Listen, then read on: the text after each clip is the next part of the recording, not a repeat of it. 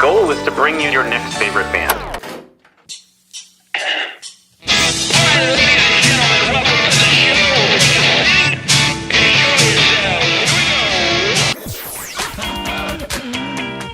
Sweet, that intro is my new favorite band. That's phenomenal. I'm so excited to be on. Yeah.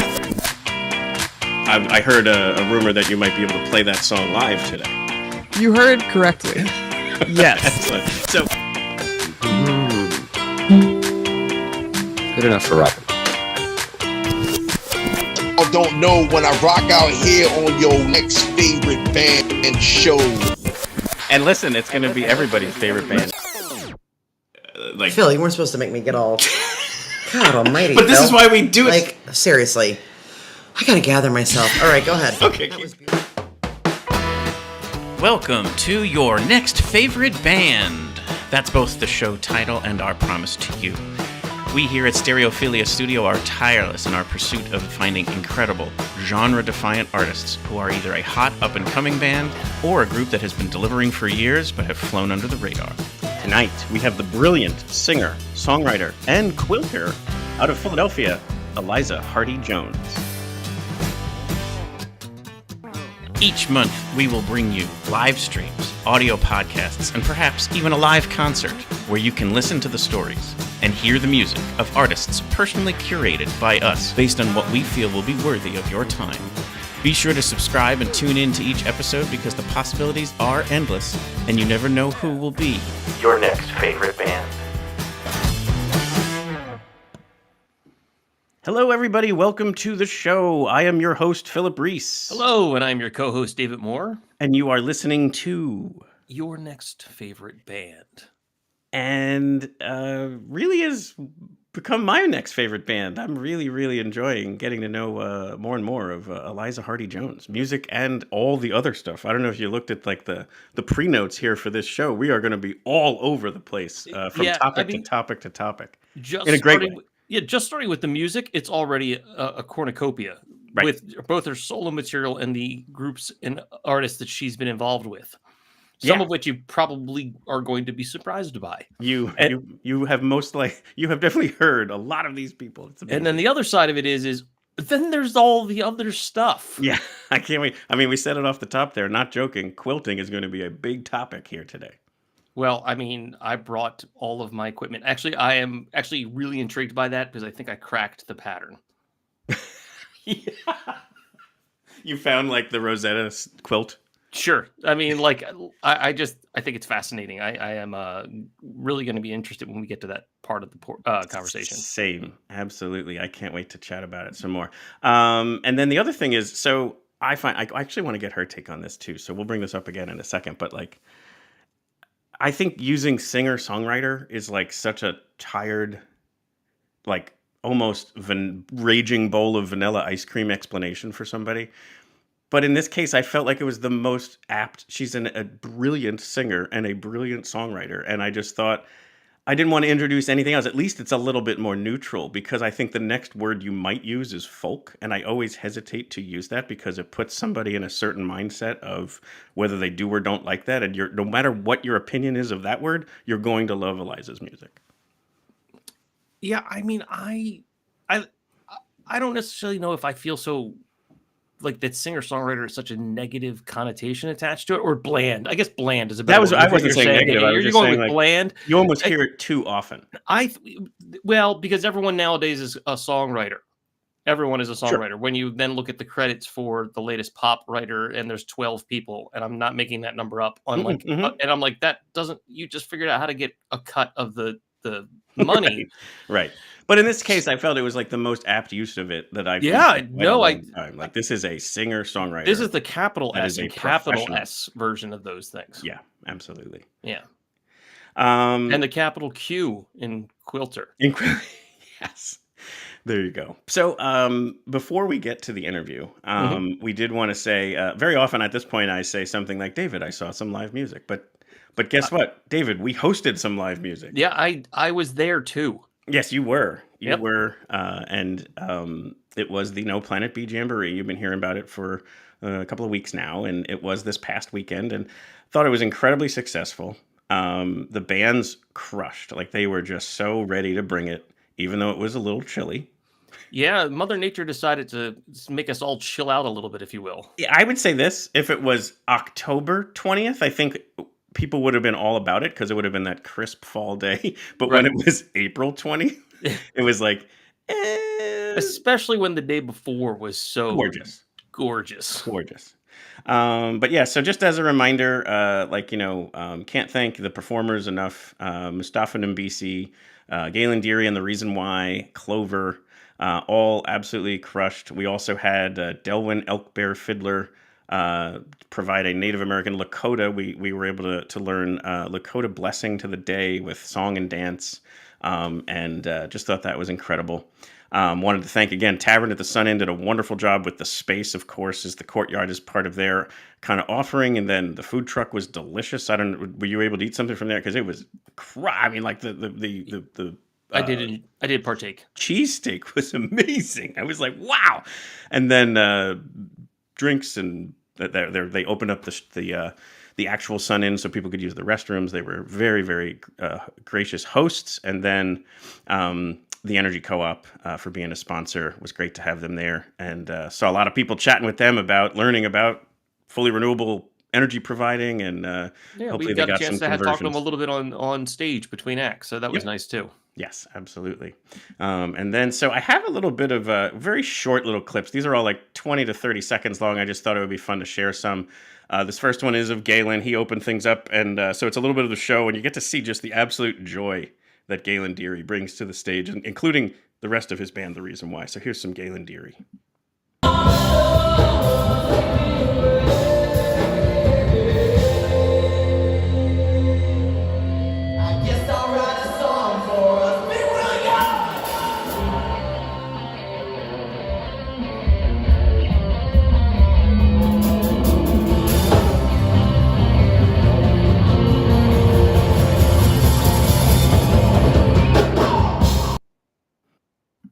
So another person to thank is Paco Caleria of Steel City Vintage. He's providing all the audio, the PA, the backline and such. And so he had everybody sounding great. I thought that even just my little iPhone seemed to capture some pretty cool video there. Then I have a short clip here from Mustafa Nambisi. He closed things out, so take a look here. Imagine if our souls could be forever.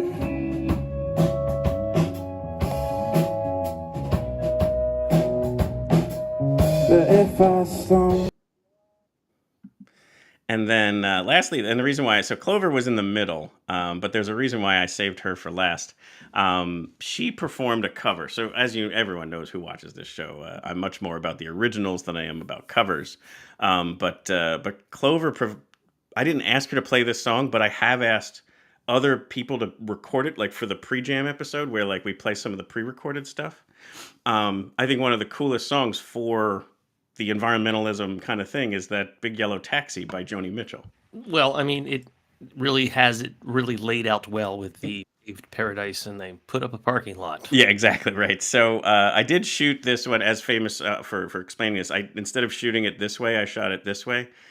So it won't be the full screen. It's going to be more... Anybody that's listening to that is Phil indicating the difference between horizontal and vertical. Yes, or landscape and portrait, but I can never remember which one it is in the moment, so I just say I shot it this way, the Instagram way. Let's say it that way. So here's Clover, and it is the full song, so we'll kind of cut it short, but enjoy some Big Yellow Taxi.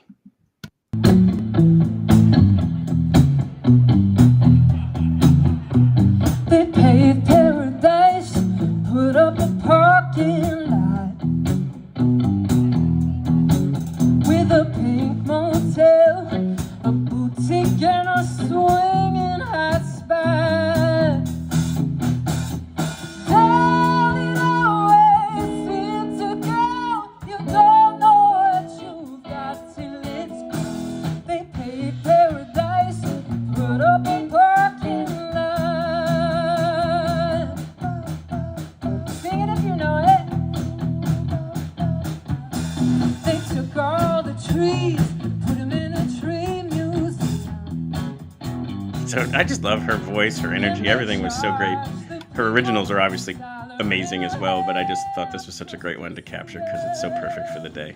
I also want to indicate the dedication to performance here. She is wearing, a great stage outfit, bright green pants, a multicolored top.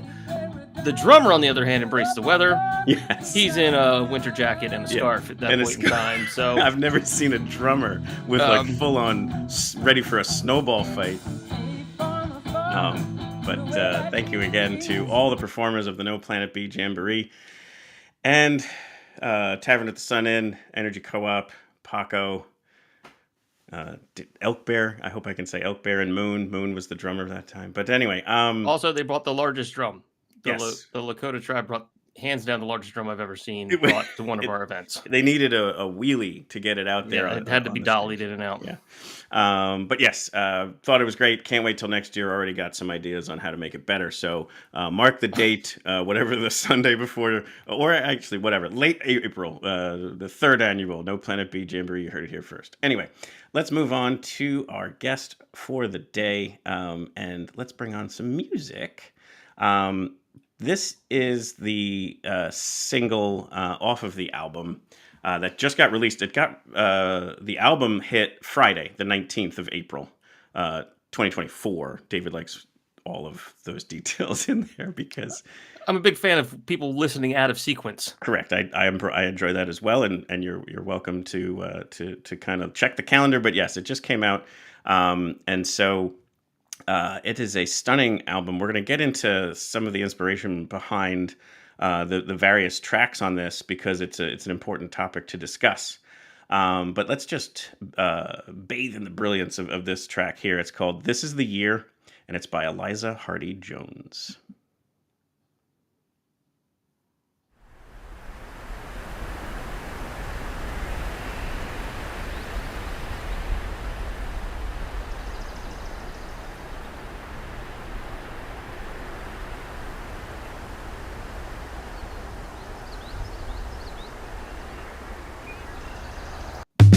This was the year I learned my body was a boat, and the blood in the water is bubbling under inside my throat. Grief is a pickpocket, don't see it coming till it left you broke. Oh, grief is a stranger that steals everything that you knew about yourself, about yourself. Eliza Hardy Jones is a multi-instrumentalist, songwriter, singer, vocal coach, and quilter. In the early 2000s, Eliza began a professional career in the Philadelphia music scene with her band Buried Beds, in addition to her solo output, and has been a touring member of many bands including Grace Potter and Iron and Wine before joining the War on Drugs in 2022. Following the release of her debut album in 2016, Because Become, Eliza focused on a large, multidisciplinary art project interviewing women in the US and Russia, in which she recorded folk songs and then transformed them into a series of 10 handcrafted quilts. She also lent her vocal coaching skills to members of the NFL Philadelphia Eagles for their Billboard chart-topping holiday albums. She lives in Philadelphia with her husband and her infant son. Pickpocket, her latest release, was released April 19th, 2024. So let's bring this back up, and then we'll bring Eliza on the show.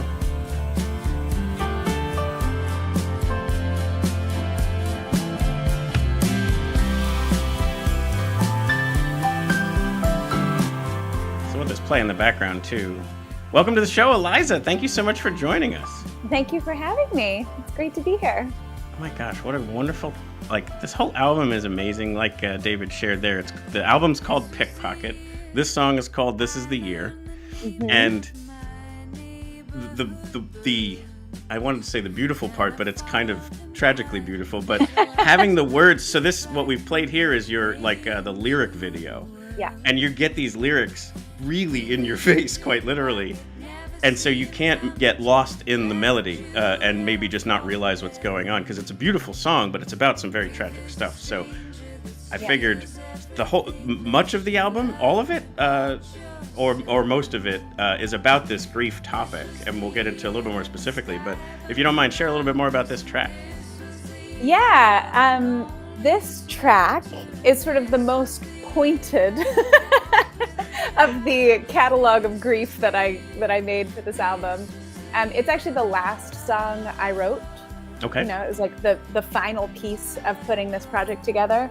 And it was about my experience of infertility, my experience of going through IVF cycles that failed, and eventually, you know, having an ectopic pregnancy, having a miscarriage, and then just sort of running out of options and coming to the end of that process and having to like make peace with the fact that like I was not going to be a mother, make peace with the fact that like we had done all of this.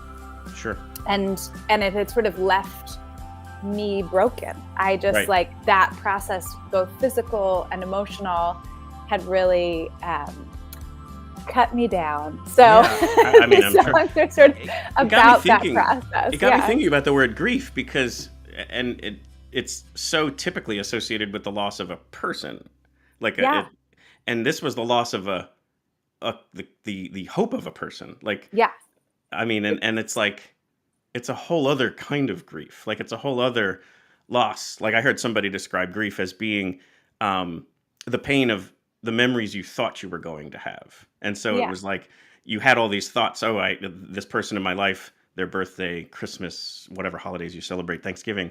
But then you lose them. And so the pain is this, I was anticipating these things. So it's the same thing here. It's just, it didn't have a person that sat in front of you. How do you miss something you never had? How do you miss a person you never met? You know, like it's a really interesting thing. And as I was going through it, I think I sort of like looked out to resources for like, how do I manage this? Like, how do I manage this feeling? Sure. And I like listened to this great podcast about happiness, and I would like, you know, listen to stuff about different grief. And it was always sort of about these, you know, losing a really important person in your life, or, you know, losing a marriage, or losing a parent, or losing a child. Relationship. Yeah, exactly. Losing a relationship. And to me, it was like, well, this is so different because it's not this one moment. And I think a lot of times, even when I talk about this record, people are like, oh, it's a record about a miscarriage. Like it feels easier to say, like, let me choose the one moment of loss, and that's how I can understand it. But it's not about that. It's about this slow erosion of the self. It's about, because you had these moments, I'm sure, of hope. Oh yeah. Like you had this, and then and it was like this constant fallback. Yeah, it's the effort, and also the effort that went into all of these things. You know, the investment you made and your husband made into these this whole process, and the trials that go with that. Yeah, I mean, I know a lot of people who have gone through infertility, and it is so hard and so difficult. And I think even I was like, well, I'm equipped to deal with it because I'll be okay. Like I just celebrated 20 years with my husband. Like we have a long, rich relationship. We have a deep love. We have a beautiful family. Like in my mind, I was like, you know, even if this doesn't work, we're going to be okay. But it's still just like gutted me and us. It was just like totally destabilized everything. And that, you know, when grief comes in, it like that line of just like, it steals everything that you know about yourself. Like I just was like, how do I get myself back? Like I just felt like a stranger. I was just like, this is not. There's got to be, so again, to point out the fact that it can't be as simple as just a miscarriage, because it's also got to be either anger or frustration or sadness about being mad at your own body. Like there's got to be elements like that are a part of this. Yeah. And it's so hard. I think one of the things that's so complicated about infertility is like, it feels like somebody's fault. Like, you know what I mean? Like I think in a partnership, often it's, you know, because one of partner or the other has something going on physically that's going to make it complicated. And for me, that was me. I was the person who like had some physical issues that was going to make this hard for us. It was going to make it complicated.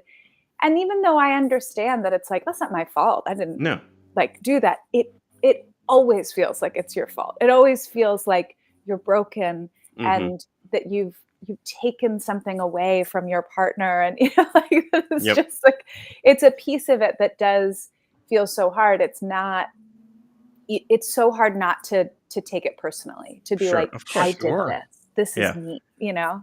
The lyric that gutted me was after the grief part, like, because that kind of like is almost just warming you up for the I'll never sing a song to my son or daughter because they're already dead. And I'm like I just took the air out of me.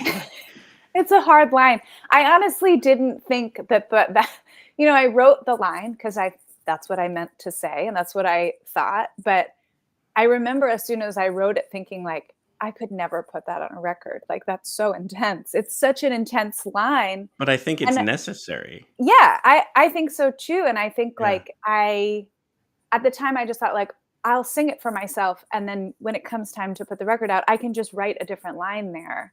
Well, I'm so happy you didn't. Like, that takes, it's bravery and vulnerability, but I bet you it's going to be so meaningful to so many people who. It has been. It's been amazing how many people, both people that I know and love, but also just people who I don't know and who I've never met, have reached out to me and just told me their stories about losing a child or losing a pregnancy.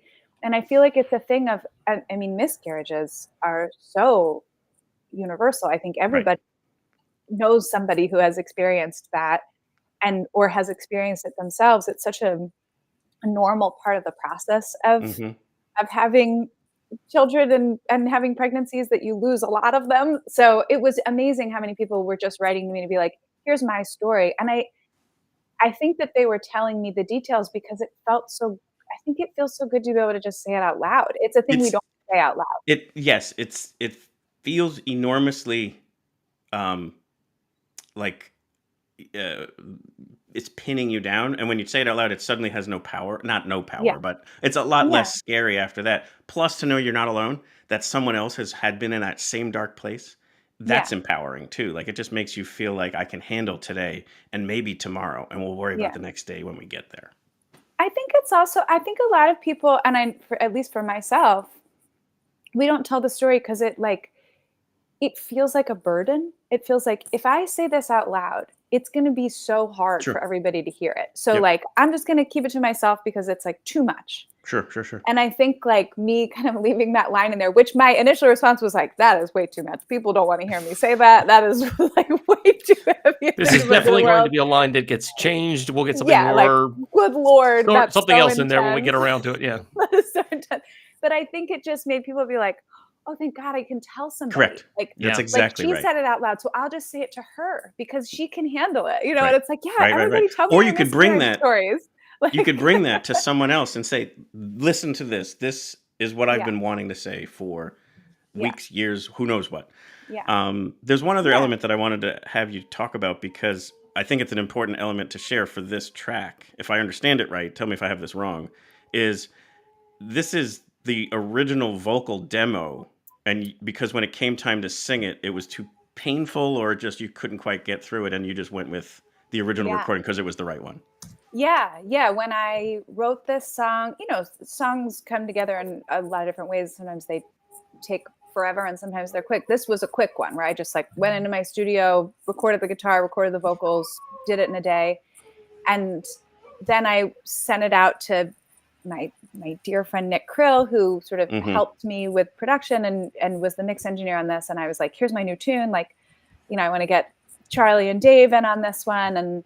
And so it's the only song where we recorded anything in a studio. We went into a studio in Germantown. We recorded the drums. So it was Charlie Hall and Nick Krill and I, and then my dear friend Dave sent the bass, and it was all coming together. And then it like became like more and more like, okay, I gotta go do the vocal. I gotta do the vocal. I'm gonna do a good vocal. I'm gonna do a good job. And I would just like fire up the session and then like close my computer, go back downstairs, and then go back and like fire up the session and be like, nope, I'm not gonna do it. I can't. Still not today. Again. Not today, computer. Yeah. And I just could, you know, it was too like how do you say it twice?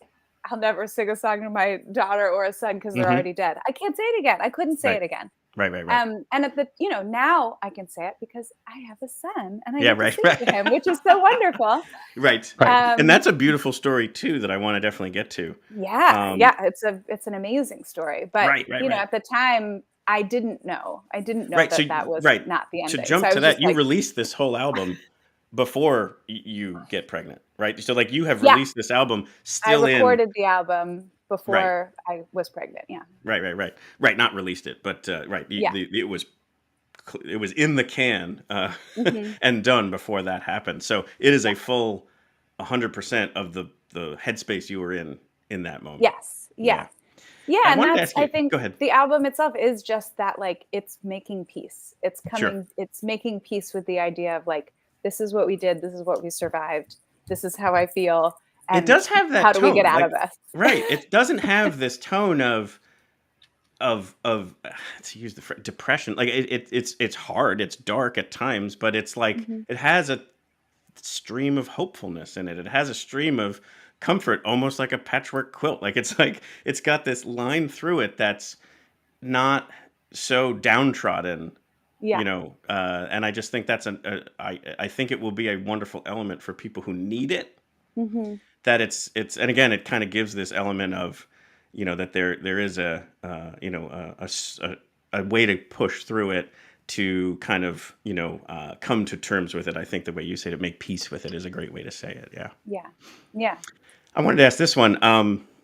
The universe can sometimes be this way where you're trying to be a creative in a small space by making a child, and it's during the pandemic when you have to be creative in small spaces in these like home studios, and I'm like, what a jerk the universe is. Like such like I was just like, wow, like so you could be beautifully creative in these small spaces to help kind of maybe work through and make peace with all of that. But I just thought that was such this irony, or just the universe being a jerk like it can be from time to time. Yeah. I mean, you just do what you gotta. You gotta just keep doing it. You Hmm. make art when you can make it. It is Absolutely. what it is. Yeah. Yeah. And then you had a quote here, and this kind of speaks to the tone of some of the songs. They're not all sad in their sound, even though the lyrics might be. And your quote was, "It's a joyful, jaunty little romp through my despair." So there was like, wow. Yeah. Yeah, for sure. Yeah. Yeah. And again, like, this is the year is very specifically about pregnancy loss. The other songs, there's a broader sort of, I don't know, topic that happens, but a lot of it is just about like living in the world and living in my body and what that experience is. And even in, the darkest moments of that, I would still get out and go running and hang out with the birds and spend Sure. time with the people I love. And so it's not like, and I think this is true for anybody who's really experiencing depression or grief, is that it's like, it's all consuming, but also there are moments of joy in every day, Sure. So it's like, Yeah. it's such a weird thing where it's like, it's always there, but also there's a lot of beauty in life. There's a lot of beauty to be had. Certainly. Yeah.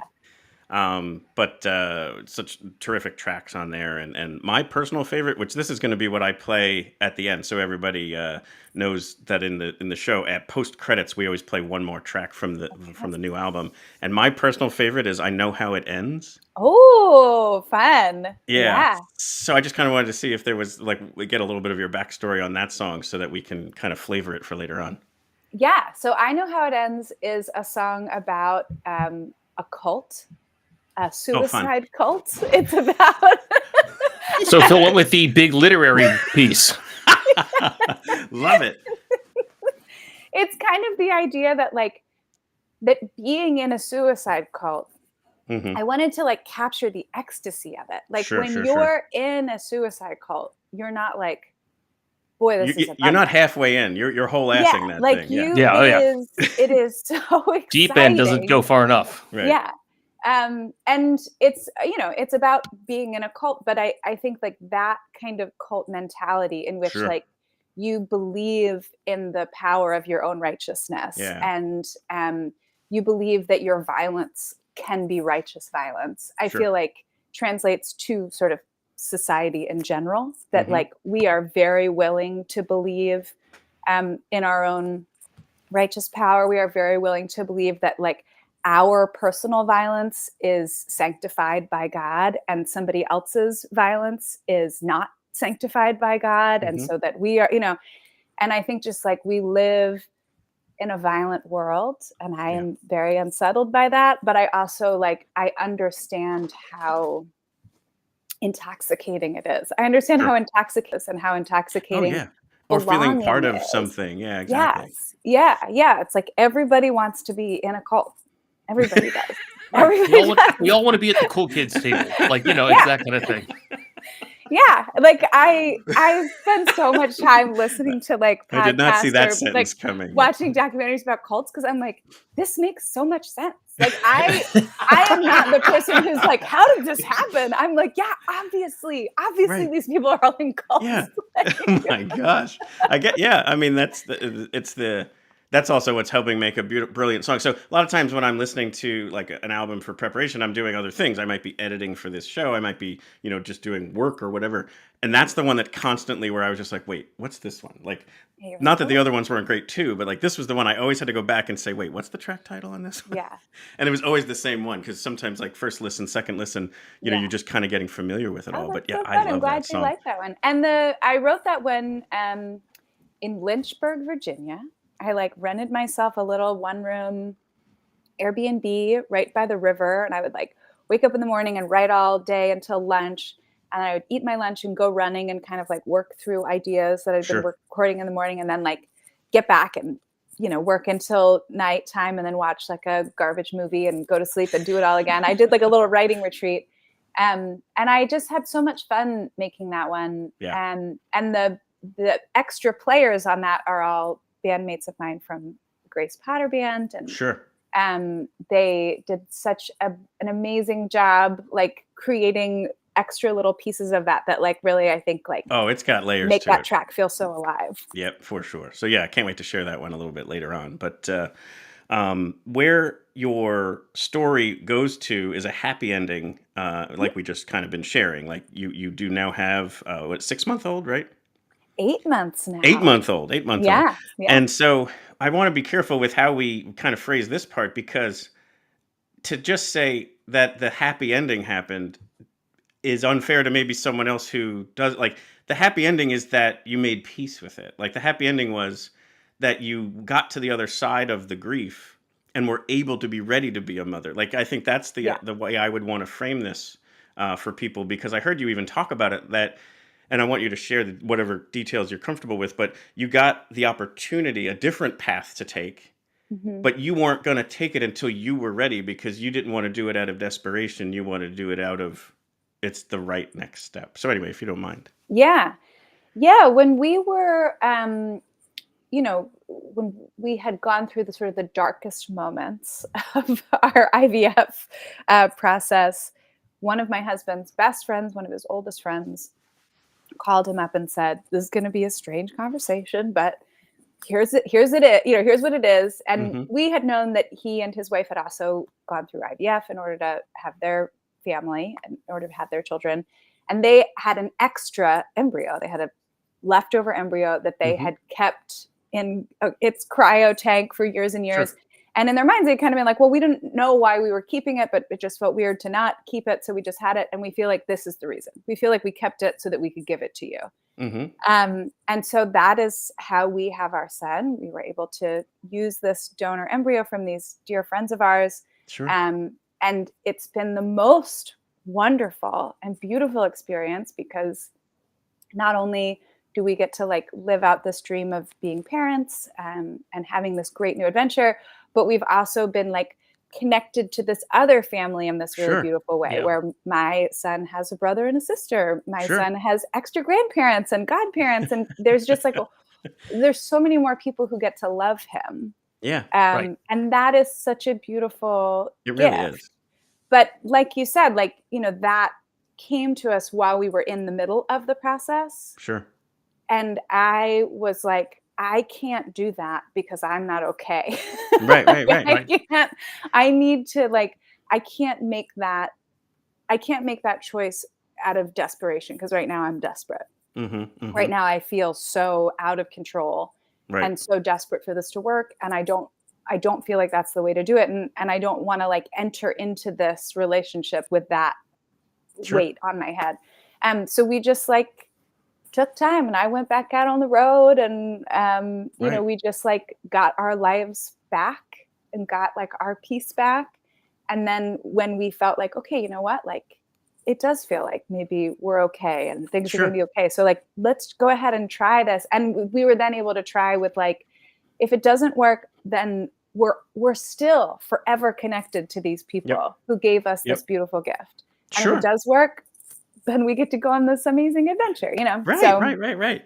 And it's such a great, like, when I heard that whole, like, element of, like, the moment where you were, I bet it's like 1% of humans would have the self-awareness of saying, no, not right now. I bet you the giant majority of people would be like, yes, do it. I'm meeting you at the hospital. And it's like, so kudos to you for that. And then I just think it's such a, like you said, like this is where it was meant to be. Like, this was the child you were meant to have for whatever. Oh, yeah. You wish it didn't have to deal with all of that other grief and heartache and, you know, dark times. But clearly this was the path that was meant. Like, you know, I just think that, like, I have a stepdaughter, and I was just meant to be her parent. Like, but there was no way I could have ever been her biological connection.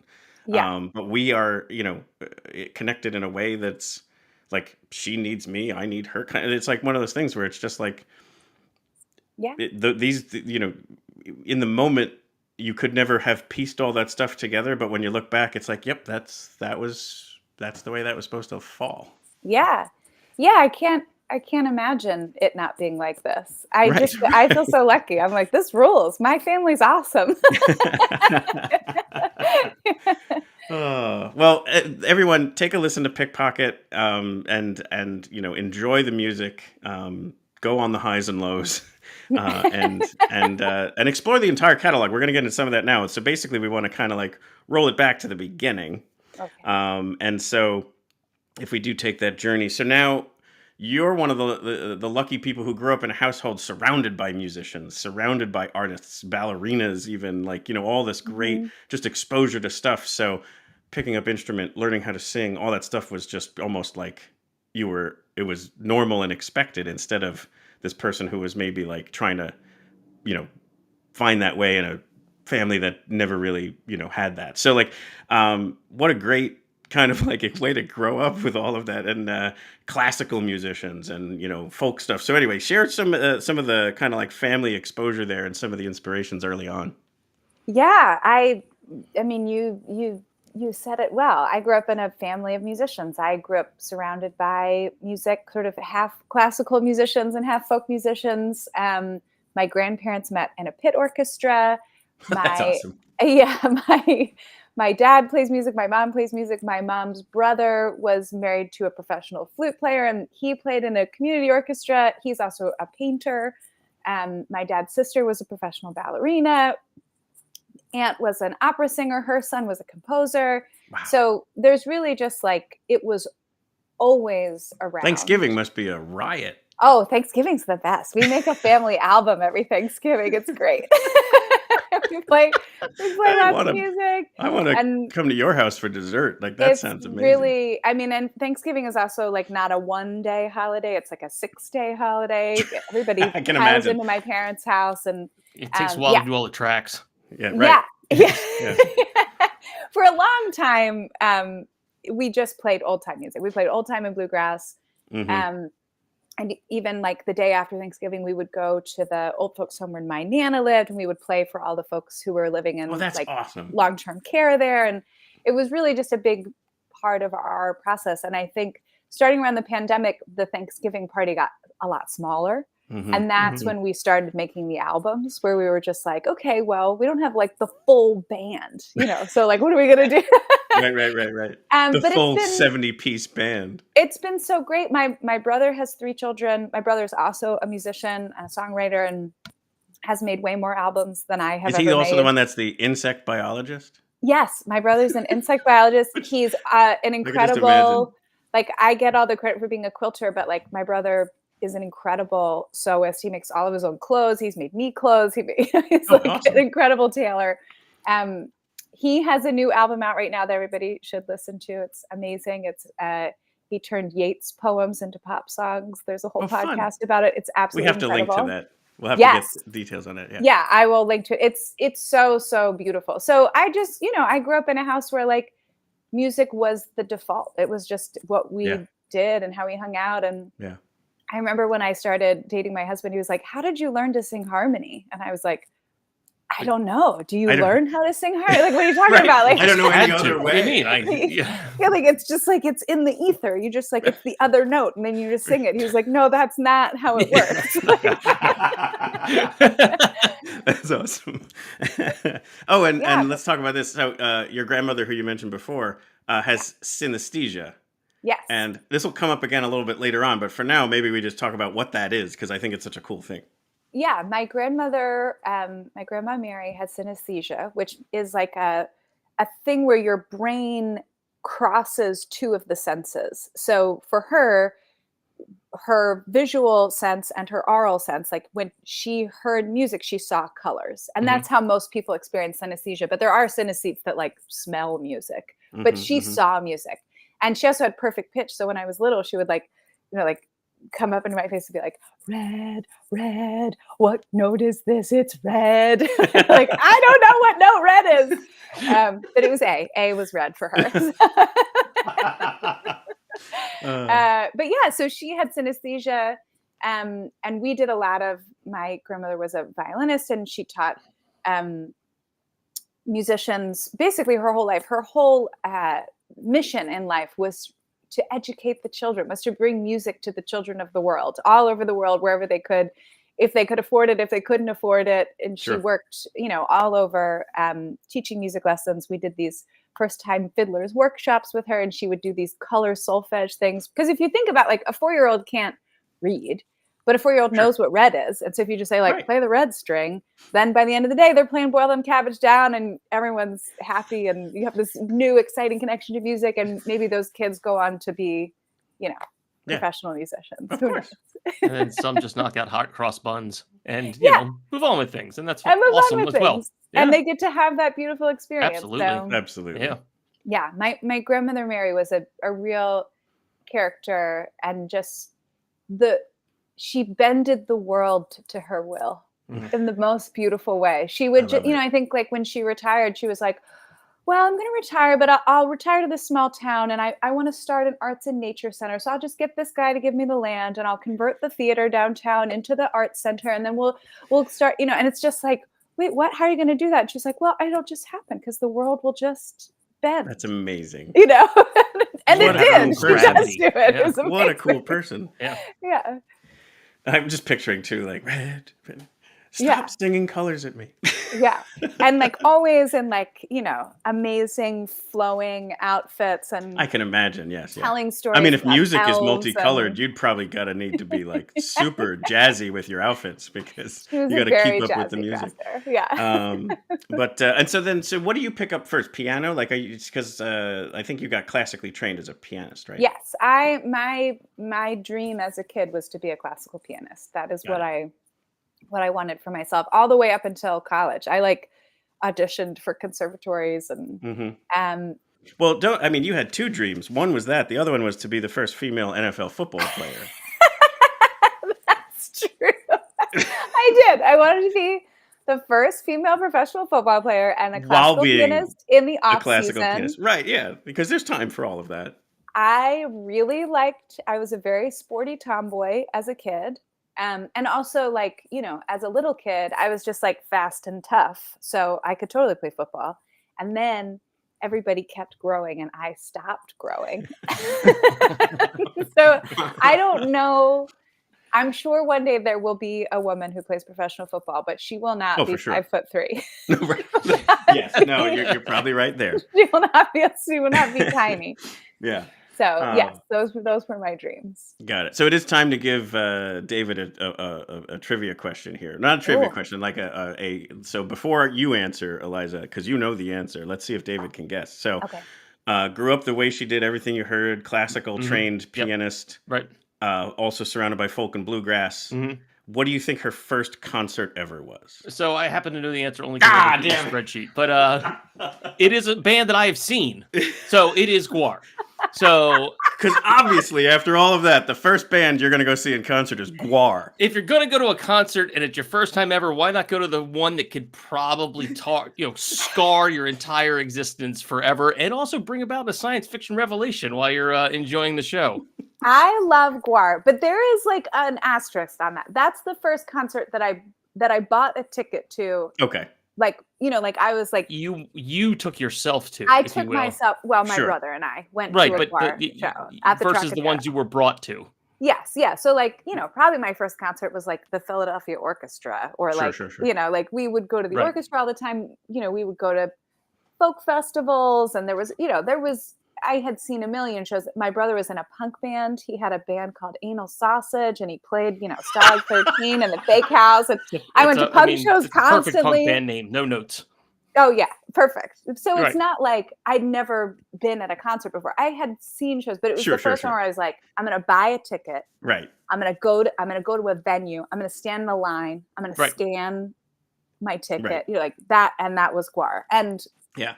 did And don't not stop disappoint. there. You went all the way up front to bathe in fake Oh, blood. I absolutely went all the way up front. Yes. I went to a lot of Guar shows, Right. and my move was to just like get up to the front, find two big dudes, and then sandwich myself in between them, Sure. because the crowd really like churns at a Mhm. Guar show, and I just Right. figured like if I just have these like buffers, then I won't get crushed. Sure. Right. Those were the These dudes- offensive linemen. You were thinking these were in my strategic- exactly. Where did you see them? At the Trocadero. At the Troc. Okay. Yeah. I saw them at the Stone Balloon in Delaware. Wow. Yeah. Yeah. Oh, I guess we didn't totally touch on that. So born and raised you're fully all in all things Philly. So Philadelphia, Trocadero, very famous place in Philadelphia. So that's where you're kind of growing up and getting us, because again, it's going to come up again more later. But Guar, the other thing about that, in case you don't know, is these, it's a band that's fully like the most elaborate costumes going, and then a lot of fake blood getting spewed all over the place. Lot of fake blood. A lot of spewing. Yeah, lots of bodily fluids. Lot of all spewage. for your enjoyment. Spewing. Yes. So from Guar, let's move to Buried Beds. So now a little bit of a jump in time, but basically you start forming your own bands, and you now form this band. Many other, like there's other ones. I just kind of picked this one because I think it was probably the most foundational. And correct me if I'm wrong on any of that, but you start kind of forming and writing your own music. Yeah. After college, I moved into like a big West Philly art warehouse house with a bunch of my best friends from high school. And Brandon Beaver was my lifelong best friend, and I were living in this house together, and I was going through a bad breakup, and we decided like, let's record some music this weekend. Sure. He wrote like a really fun song about how my boyfriend was a loser. It was great. Again, music helping as like therapeutically. Exactly. Yeah, it was great. And so then we started from there, and I loved Buried Beds. It was, I felt like it had like many lives, Sure. like it started in one version, and then we just kind of reinvented ourselves. And I mean, it wasn't like we reinvented ourselves, but it felt like the band grew as we grew. Yeah. And it was just great. I loved it. I still love it. I like, recently, like one of the songs from one of those albums came on, and I was like, man, that was fun. That was a great band. Yeah, no, And it is. It's great music. That people should check that out. And that time frame, like, touring with other bands, like what was it, Me Without You, and some other type of bands that are going on at that time. Yeah, Dr. Dog took us Dr. Dog, yeah. out. Me Without You took us out. And then from those tours, the people we met on those tours, then they started taking us out. So we did some tours with Kishibashi and Murder by Death, and just some great bands. And it's just like growing up, being young in Philadelphia in the early 2000s, being part of that music scene. Sure. Where you had like Dr. Dog and The War on Drugs and National Eye and The Teeth, and there were just all these incredible bands, and just going to shows a couple times a week. Sure. And then like I played in that bluegrass band in the bar above Abyssinia. There's like an anarchist bar above this Ethiopian restaurant. We played every Thursday night from 10 to 2. So it's just like that needs to be a song right there. Yeah. I mean, That that's went just on got like so many awesome characteristics to it. Yeah. Thursday Night Bluegrass at Fiume went on for like 17 years. I mean, it was like a very That's awesome. long-standing, incredible Yeah. band, incredible group of people. Some of the most fun I've ever had is, Yeah. you know, standing on the bar at 2:00 in the morning, Yep, singing to yep, a yep. crowded room. So Yeah, it was just a great time. I want to get to a little more music here because I like to sprinkle it in here to kind of, give people a continuous flavor of the music. And it's a good time to bring it in because we're roughly, I guess, 2015, 16, where Buried Beds is getting put to bed. You're about to tour with Grace Potter, I believe, and you release some solo music. And so I wanted to play kind of, I guess, again, we always refer to this as like the gateway song. There was this song off that album, that first solo album that you had called Criminal. And it's probably the one that maybe would catch people's ears that first time to be like, hey, let me learn more about this. So this is actually live from the Exponential Music Festival, which is what XPN puts on, from back in 2016 when that music was first released. So let's take a listen, and then I'll bring it down and you can talk about this album and this track. I am tired, I am cold, I am angry, and I close my eyes and pretend you're never with me.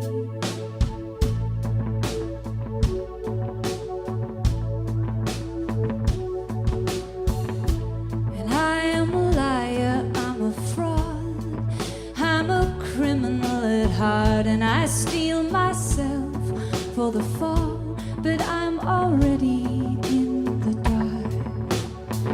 Take off your clothes and be the ghost they want you to be. Take off your clothes and let them see you're just a ghost. Take off your clothes and let them see you're just a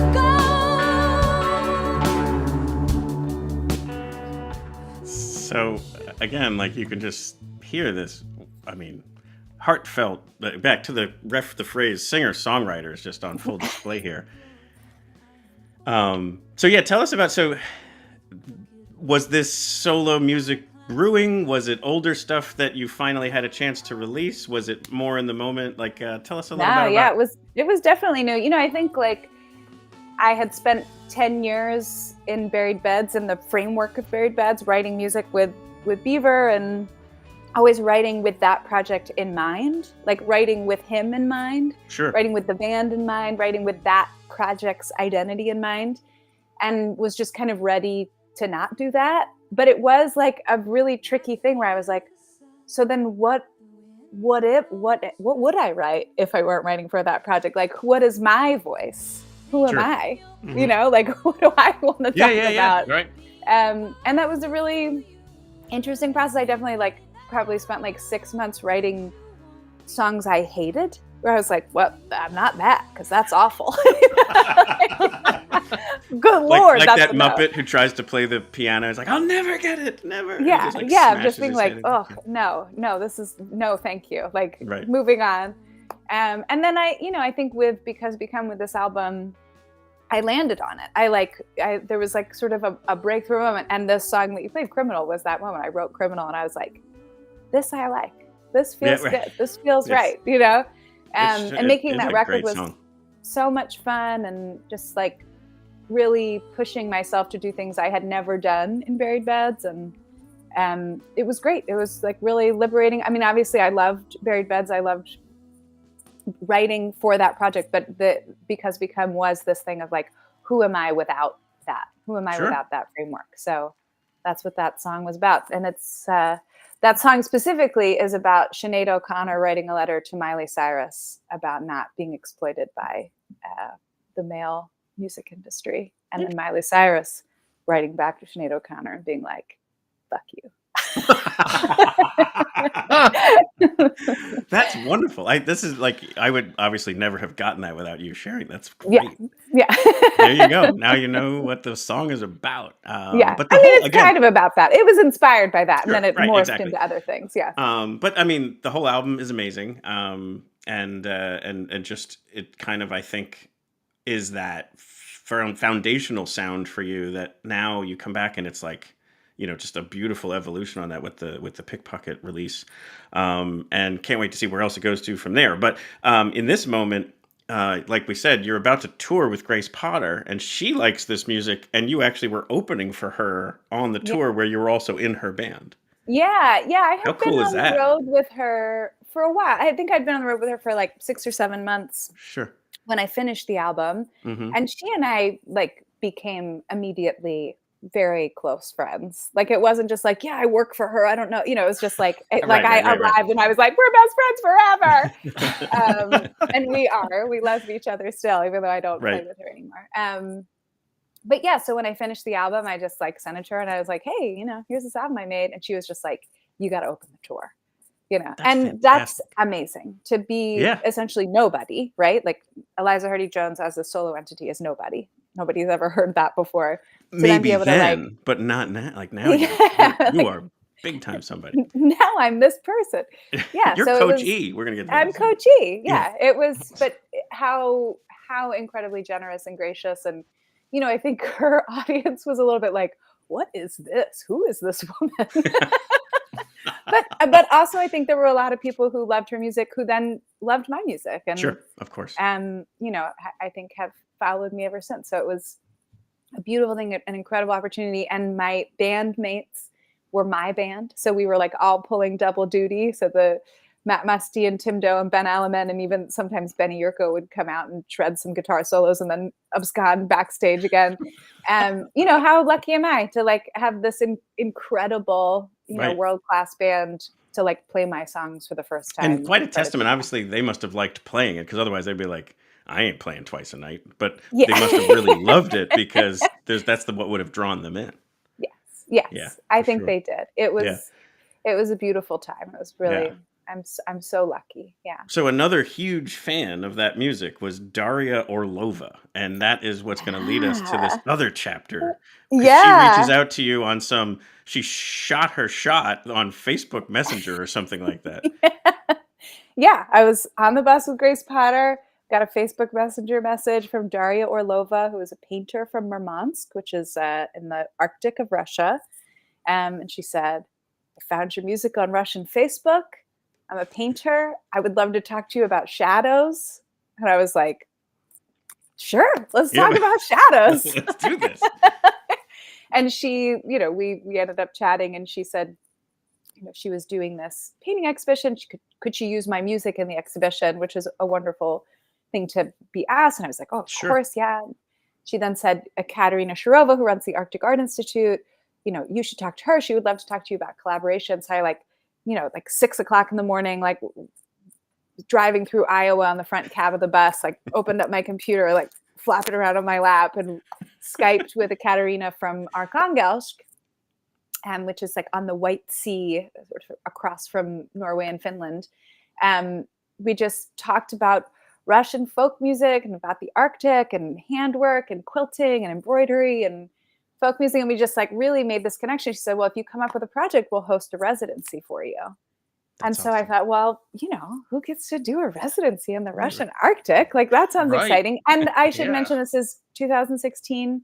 So it is pre-Russian meddling in the interference. It's pre-Ukraine war. It's post-Crimea invasion, but pre-Ukraine war. It was a different time. Right. And so it sounded really exciting to me. And I grew up in a family that listened to a lot of Russian folk music and had a lot of love for Russian artists and dancers and composers. So to me, it was like, oh, this would be a wonderful place to go and learn and meet people. So I invented this quilt project where I would interview women from the American South and the Russian Arctic, and I would get them to talk to me about their lives and then sing me folk songs from those places. Right. And then I invented a transcription method where I turned rhythm into shape and pitch into color. Right. And then I make quilts that are exact transcriptions of the songs as they are sung. So let's let that soak in for a minute here. Quilts. These have become basically sheet music quilts of sort. I mean, it doesn't look like sheet music. It looks like a beautiful pattern,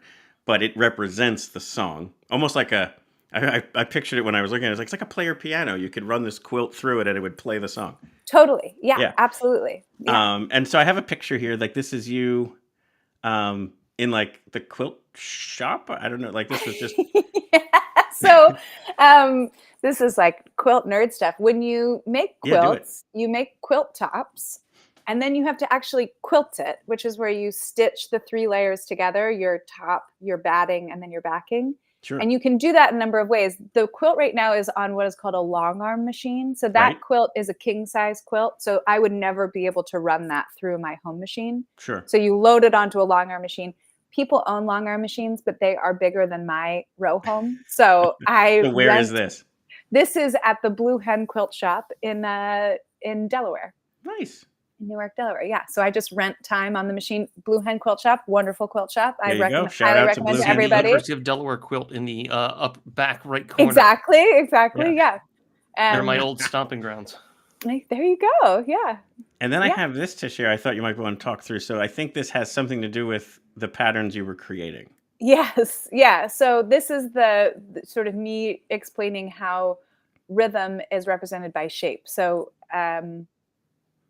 rhythm at its core is just a distance of time, right? So it's like Sure, the distance between 2 notes. So that's what my thing is 4 notes is 4 inches is 1 beat.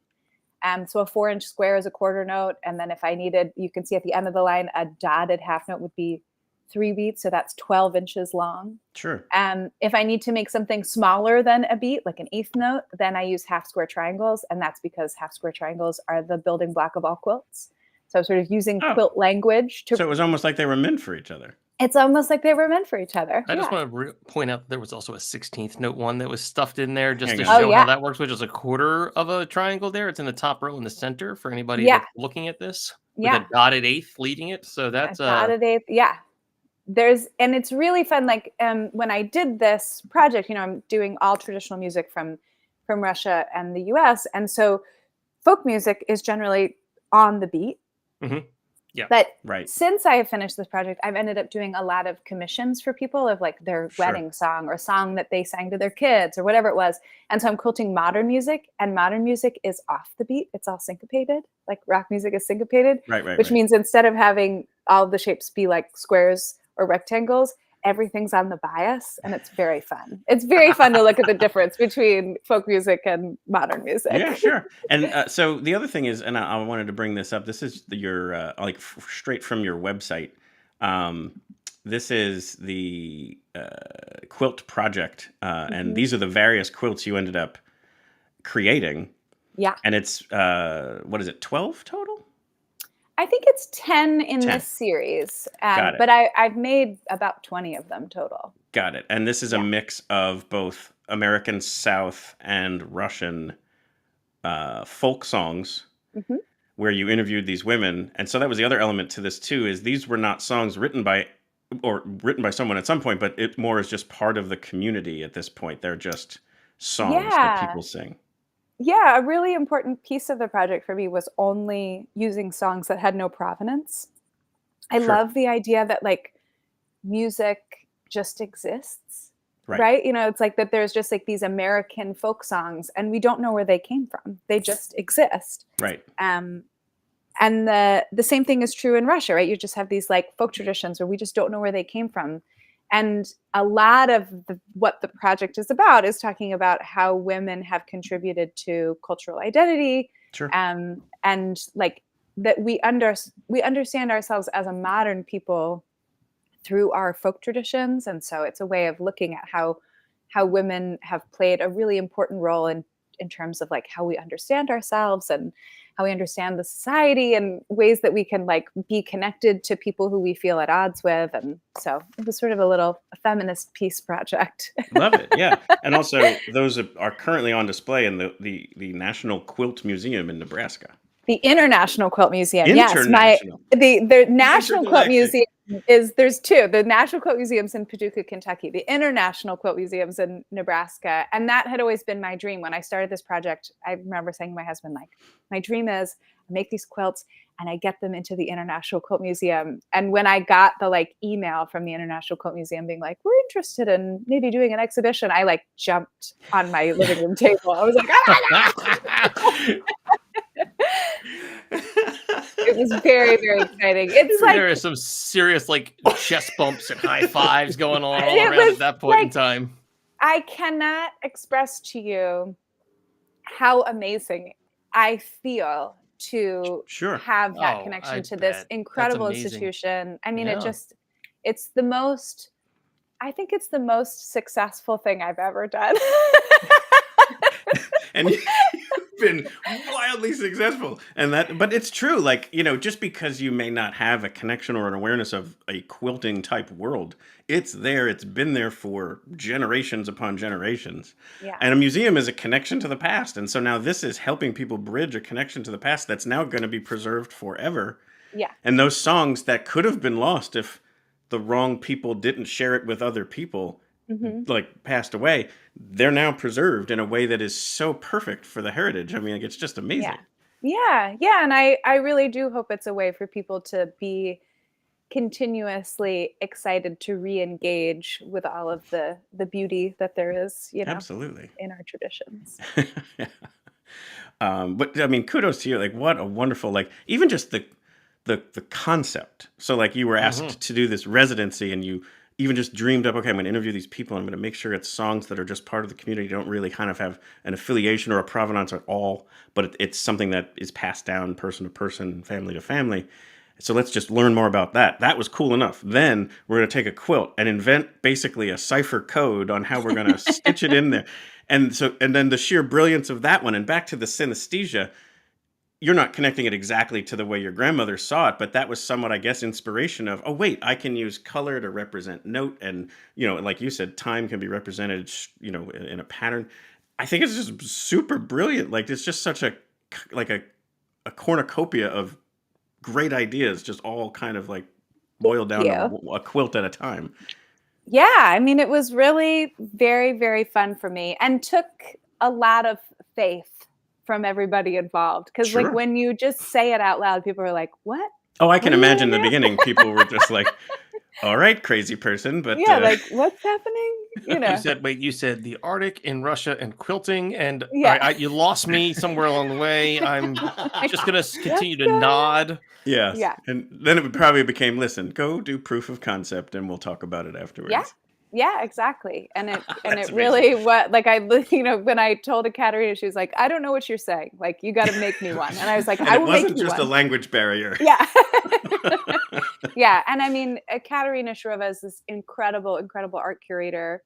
And she's done so much amazing programming. And like, what incredible luck I had to have had her as my host, my translator. She booked all these incredible interviews and connected me with the academic folk choir of Arkhangelsk, and I taught a class at the college and, met the quilters of Murmansk. I mean, she just did this incredible, incredible job.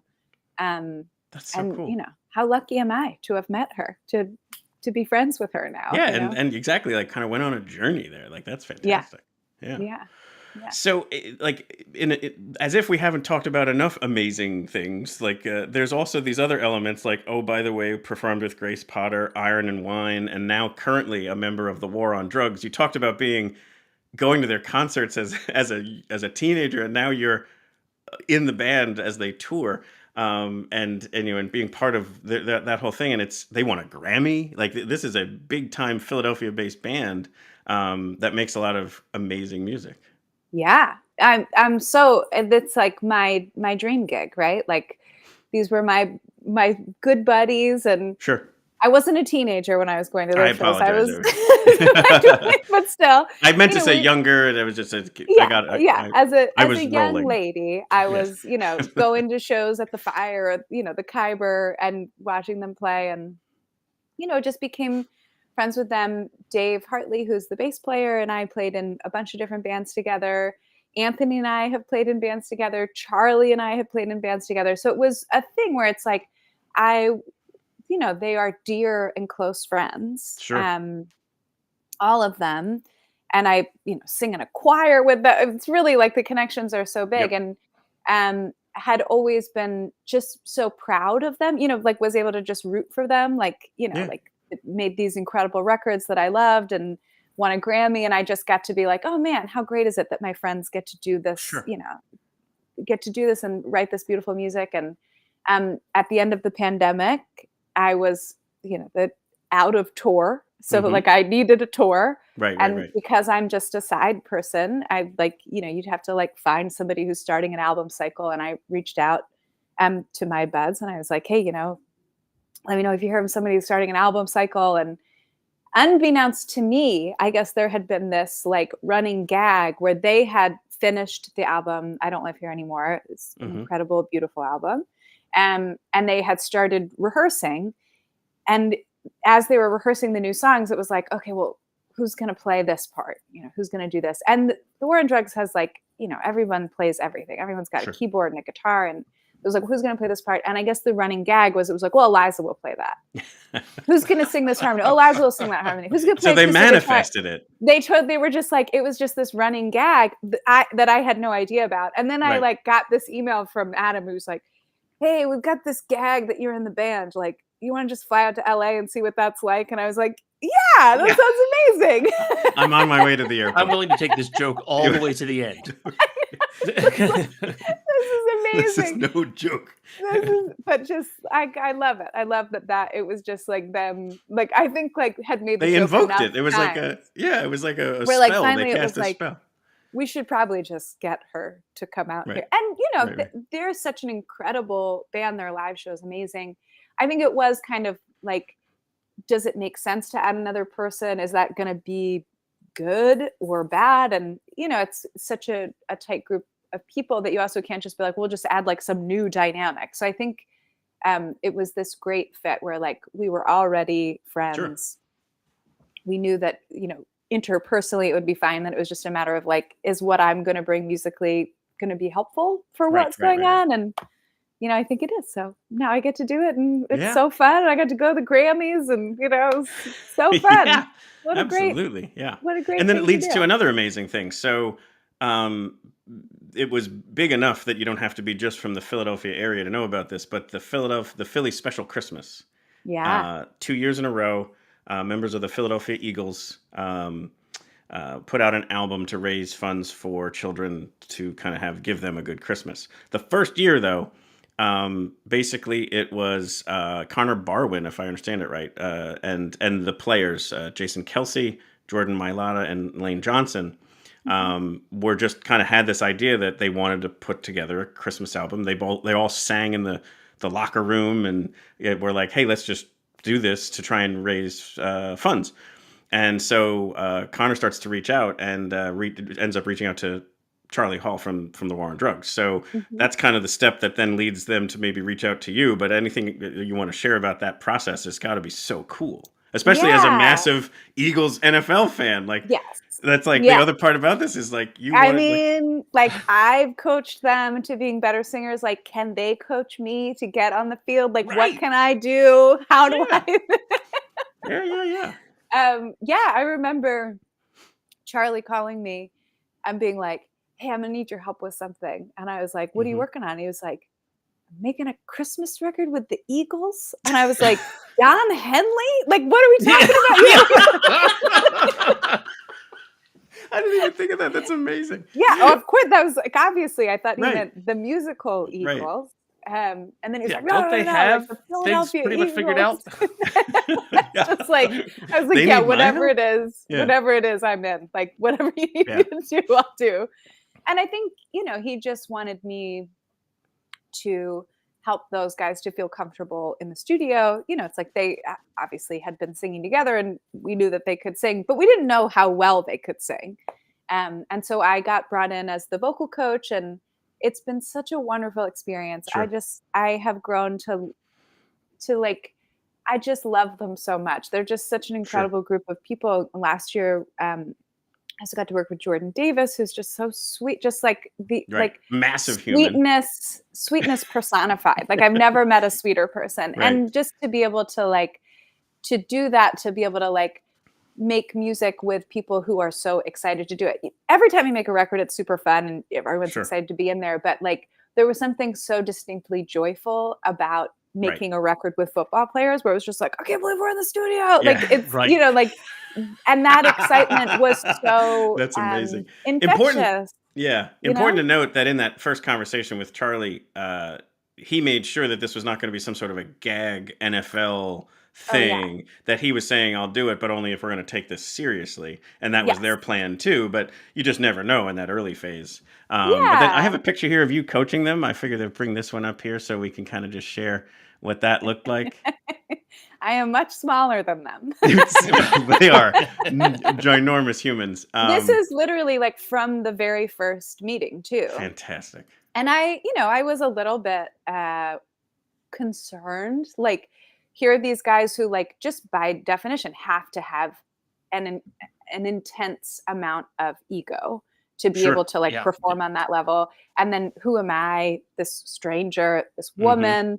I'm a very small person to be able to say, like, we're going to do this and we're going to do these warm-ups. And singing is so incredibly vulnerable. Sure. And singing in front of people is so incredibly vulnerable. And, doing warm-ups, it's like, all right, swing your arms and turn your head, stick your tongue out. It's like all this stuff. It's like, but I think they were so game. They were just immediately like, yeah, we're in. What do you want us to do? And then like started calling me Coachy. And it was just like, Coachy, how do I hit this note? Get in here, Coachy. And it was just like, what an amazing group of guys to be able to. Right. Yeah, I could see that where you'd be like, oh, they're going to be so hard to work with. They're not going to want to like really put themselves out there the way you need to, because you kind of got to go all in to hit higher notes, whatever. Yeah. But they was the opposite, because they're coachable by training, like as a professional. Yeah. Like they know the difference between, winning and losing is minute adjustments. Like it's like if I practice this 1,000 times this week, I might get extra leverage and get 1 extra yard. Like, it's like they understand that difference of, okay, I'm gonna tell you something so small, but it's gonna make a huge difference, and they have an appreciation for that. So I could see that being the way they would treat the coaching. But that's so awesome, Coach E. You need a jersey that says Coach E on the back. And I mean, again, how do I get on the football field to make my dreams come true? Right. I helped you guys do the record. Now, the other side make me see my dream. Yeah. Can I throw a spiral? No, I cannot. Right. Can I tackle? No, I cannot. These are just things I have to learn. Correct. Yeah. With just enough practice so, and coaching. I mean, the album is super fun, and they did take it seriously. But Jordan is like a legitimately good singer. Oh my god, one of the most incredible singers. I think the football's like a fallback thing for like when he decides to make his millions from the NFL and then goes into professional singing and can do whatever he wants. I can't imagine that he will not go on to make music in some capacity after he retires. He is a truly, truly world-class singer, and not just like that he can sing, but just his artistry, his impulses. He's an incredible harmony singer. He's an incredible improviser. Like, he is truly a musician. He is musical at his core. He didn't just like learn how to do the runs, right? He is a true musician. He is a true singer. He's got a beautiful voice. He's got incredible range. Like, I have worked with a lot of singers. I've done a lot of vocal coaching over the years. He's as good a singer as any professional musician. Like, and he can probably move the piano around by himself. Yeah, sure, for sure. Yeah. And then I heard that they had I think I found one here. Anyway, they had the claymation, like as if it was like the old kind of like Rudolph the Red-Nosed Reindeer, the Rankin Bass style. Right, and you had a character on there. They made a Eliza Hardy Jones. I did. They made an Eliza Hardy Jones character, and Pete and Marie at Unpop Animation, who did incredible stop motion animation for it. I was talking to them about it, and when we were making that record, I was pregnant, and Marie was like, "Can we make the puppet pregnant?" And I was like, "Yeah, of course." She was like, "We've never had a pregnant puppet." I was like, "I'm so excited." That's amazing. Yeah. Here, this is what this is one shot that it kind of looked like. This was from one of the scenes. Well, I'm not in that one. But no, you're not in that one. Yeah. But that's what they looked like. Yeah, they look amazing. Yeah. I went searching for you, and then I couldn't find it. So like, there's just I just have a cameo. I have a cameo moment. Yeah, but the puppets are so beautiful. The whole special was so great. My favorite is the Dominic the Donkey scene. Yes. It's really great. Really great. Yeah. Oh, so great. So, again, like just all these amazing stories. Like, what a great journey, and so much more awesome stuff to come. I mean, like we Yeah. can't believe the story. I mean, when I was preparing for this, I was like, I can't wait to talk about all of these things. We're definitely not going to be done in an hour, so I hope she's got time. Well, thank you guys for taking the time to research and learn all this stuff. Oh, it's such a cool thing. So anyway, one last thing, we want to promote the new music. So going back to your site, look at this beautiful vinyl. Is this still available for pre-order? It is. It's available for order. It's out. For order. Oh, great. Yeah. So the vinyl is out, and you can go to my website and click that link and order it. And then it's just available digitally on Bandcamp. But very cool. Yeah. Very cool. That lavender purple color is just gorgeous. Isn't that so beautiful? So the guys at Mono Stereo who printed it, have been so amazing. Mike, who runs the show over there, it was such a great experience working with them because it's like people. So I didn't just like upload my project to the website. I like sent it to a person, and I called them and I was like, I really want to do a colored vinyl, but I can't really. Like, I want to do something that kind of matches that house, and I'm not sure. Like, do you have a thought? And he was just like, translucent lavender. I was like, oh my God, yes. So thank you, Mike, for the wonderful idea. There you go. Another shout out there. And so as far as like touring, War on Drugs will be touring Europe in the summer, US in the fall. I think you're playing The Man in September. With the National and Lucius. I just think that's an amazing lineup. That's an amazing show. Yeah. So definitely will be eyeing that one up myself. Also at an amazing venue. I love The Man. The Man is one of my favorites. The Man is great. I definitely went to a lot of shows at The Man before I saw Guar. Went to a lot of shows at The Man as a little kid. They definitely have what would have been up you and your family's alley at that time. But yeah, any plans to tour the solo stuff? Not right now. I don't have plans for it. I feel like it's silly to be like, I made a record and I'm not going to tour on it. But I feel like I made the record to make the record, and now it's out in the world. And sure. Well, there's also a 8-month-old child and a European tour that's about to happen. So it's not like you're just lounging around saying like, please stream my music. And I'm just trying to, I'm trying to do things that make me satisfied and happy, and booking a show feels stressful. Unsatisfactory. That's satisfactory. So I'm just going to, on that little matrix, it's all the way down to the 1. Yeah.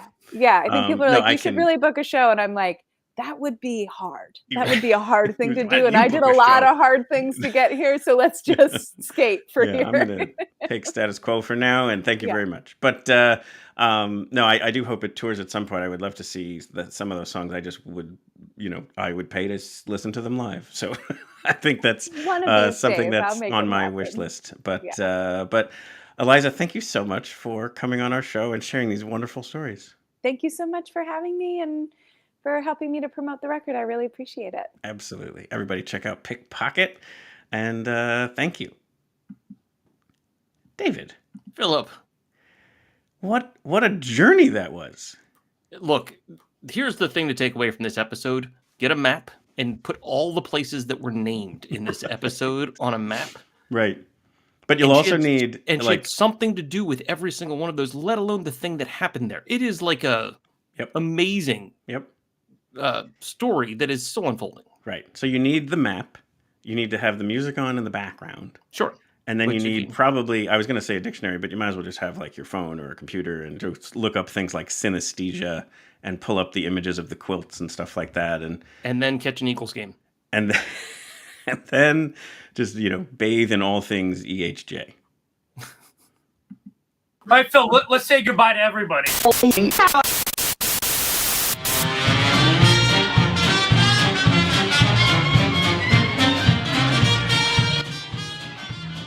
We hope you've enjoyed this episode of Your Next Favorite Band. We'd like to sincerely thank Eliza Hardy Jones for sharing, first of all, an amazing brand new release, then this incredible journey through the family inspirations of music, going to a Guar concert, and starting bands and then the quilting project off of the brand new release of solo music back in 2016, joining the war on drugs, and then helping the Philadelphia Eagles sound as good as they possibly could during their Christmas music. I mean, like, what an amazing journey that's been, and it's only just begun. There's plenty more to be written. So there'll be links in the show notes to all of that, as including her brother's album and the Arctic Art Institute. We'll get all of that in the notes so you can kind of check it all out. And definitely check that all out and give her music a listen and a follow and purchase that gorgeous lavender vinyl. As always, our hope here is to bring you your next favorite band. If you tuned in tonight because you already knew Eliza's music, thank you so much for tuning in. We hope that you liked what you heard and saw, so that you would like, follow, and subscribe to our show so that we can bring you your next favorite band in a future week.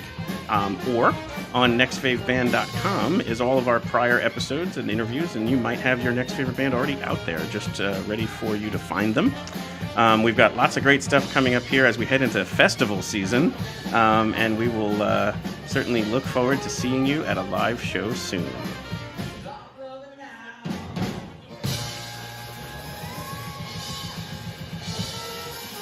And don't forget to hang on to listen to one more track off the new Pickpocket album called I Know How It Ends, which I can't wait to listen to it with new ears now, since it is all about cults.